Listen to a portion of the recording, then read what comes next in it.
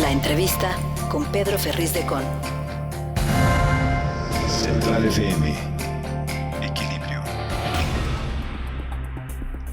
Quiero agradecerle al diputado Carlos Valenzuela González, él es vicecoordinador del grupo del PAN en la Cámara de Diputados, para estar aquí con nosotros para hablar justamente del dictamen de la Ley de Ingresos de la Federación 2023. Diputado, ¿cómo estás? Muy buenos días.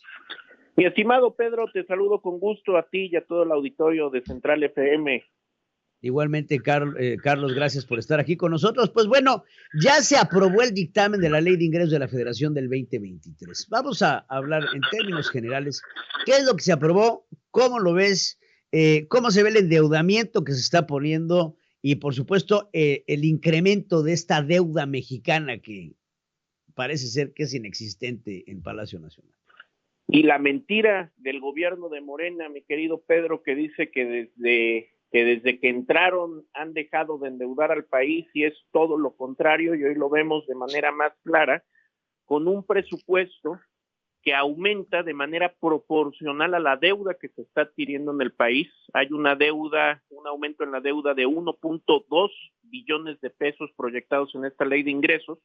Empezamos a discutirlo desde el lunes en las comisiones. Ayer lo votamos en la comisión con el voto en contra del PAN y el voto a favor por parte de Morena y sus aliados, y el día de mañana, jueves, ya estará pasando al Pleno, donde, como tú lo dices bien, es una ley de ingresos con mucha deuda.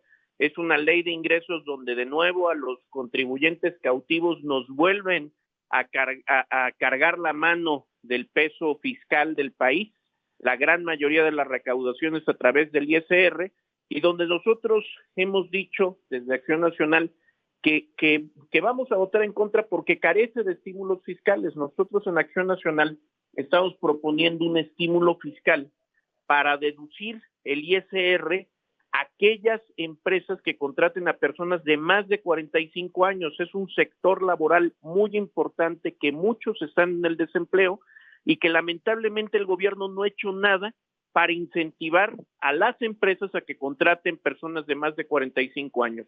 Y lo que sí vemos, por ejemplo, Pedro, es que se está, como dijera Tito Nieves, un cantante de salsa que tanto nos gustan los veracruzanos, Morena vive en un mundo de mentiras, fabricando fantasías para no llorar, porque lo que presenta de números de una supuesta inflación del 3%, pues la verdad está muy alejada de la realidad. Ahorita los mexicanos atravesamos por la peor inflación de los últimos 20 años y no vemos, por más optimismo que queramos imprimir en esta ley de ingresos, pues la verdad el optimismo no puede en contra de la realidad que estamos viviendo los mexicanos, de un encarecimiento de precios y un gobierno que pareciera que vive en otro país, mi querido Pedro. Sí, es increíble escuchar, digo, las palabras que siempre escuchamos cuando se pretenden estos presupuestos es un presupuesto prudente, de acuerdo con la realidad. Sin embargo, de acuerdo con realidad no está. Digo, nada más la previsión de crecimiento que tienen sobre el 3%, pues es una previsión que le platicaba yo al auditorio, que si llegamos a la mitad, llegamos a un crecimiento del 1.5, hombre, todo lo demás es gravy, pero no podemos partir sobre el hecho de que vamos a crecer un 3% cuando ni siquiera es posible. Vamos, hablando de un contexto internacional, siento que este presupuesto está hecho a lo que les gustaría que pasara, más no a la realidad de lo que está pasando, no solamente a nivel México, a nivel global, metiéndole un endeudamiento al país impresionante, y principalmente para apoyar en esta ley de egresos de la Federación los programas sociales del presidente y, por supuesto, sus obras faraónicas, que se llevan una gran tajada del presupuesto nacional y que se va a un fondo, pues, ¿qué te digo? Que no genera. Es echarle dinero bueno al malo. Completamente de acuerdo, Pedro. Cuando la deuda es justificable, que digas es que se van a generar proyectos de inversión, se va a generar empleo, es justificable la deuda, pero en este caso no es justificable, porque como bien lo dices, se va a las obras faraónicas, que por cierto, Ya el presidente se está amarrando el dedo porque parece que no le va a dar tiempo de terminar el Tren Maya y ya está buscando culpables para sus excusas. Y no le va a dar tiempo, Pedro, porque no lo calcularon bien. Es una obra que está desproporcionada en los costos, así como la refinería de Dos Bocas, así como el aeropuerto de Santa Lucía, y es para esto que están endeudando el país. Y quiero hacer una precisión con lo que dices, porque efectivamente es una muy optimista visión de país pensar que vamos a crecer al 3%, pero suponiendo que se den todos los factores nacionales e internacionales para que crezcamos al 3%. El gobierno presenta una proyección de crecimiento como país del 3%, pero el incremento del gasto del gobierno es de 17% en comparativa con el año en turno. Entonces es una irresponsabilidad, porque en lugar de que ese dinero se esté utilizando para compensar los fondos de estabilización que ya se gastó y se acabó este gobierno desde que entró, o que esos ingresos extras que se pudieran tener se estén utilizando para estímulos fiscales, para que la gente pague menos impuestos de ISR, que es lo que nos pega a todos los mexicanos, pues lo que hacen es gastarse no solo lo que tienen, sino lo que no tienen y que es de los mexicanos, en obras que parece que ni siquiera van a terminar en este sexenio. Sí, bueno, yo creo que, Carlos, en términos de las obras, muchas de ellas era evidente que no las iban a terminar dentro de este sexenio, y que de todos modos representan un gasto importantísimo, en donde no se ve una depuración. Mencionabas aquí falta debate. Hace falta debate y es responsabilidad, y es importante decirlo, de los diputados, el que esta propuesta tenga una depuración, porque una cosa es que te mande la propuesta a la Secretaría de Hacienda, pero otra cosa es que la pasen los diputados así, sin ton ni son.